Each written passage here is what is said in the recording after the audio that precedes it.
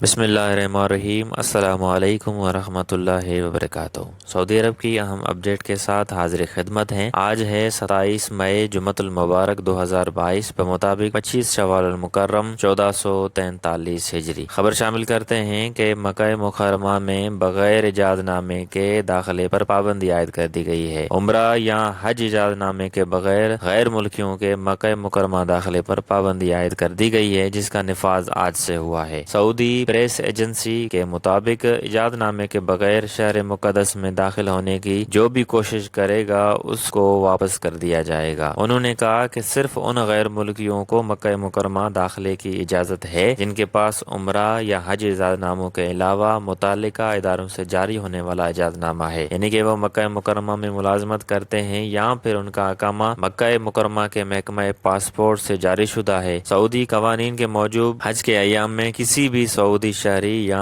مقیم غیر ملکی کو بغیر اجازت نامے کے مکہ مکرمہ میں جانے کی اجازت نہیں ہوتی۔ محکمہ امن و امان کا یہ بھی کہنا ہے کہ جو بھی سعودی شہری یا مقیم غیر ملکی اس سال فریضہ حج ادا کرنے کے خواہش مند ہیں وہ اپنے معروف طریقے سے اجازت نامہ حاصل کر سکتے ہیں۔ یہاں تک تھی آج کی اپڈیٹ۔ مزید خبروں اور اپڈیٹ کے لیے ہمارے ساتھ رہیے گا۔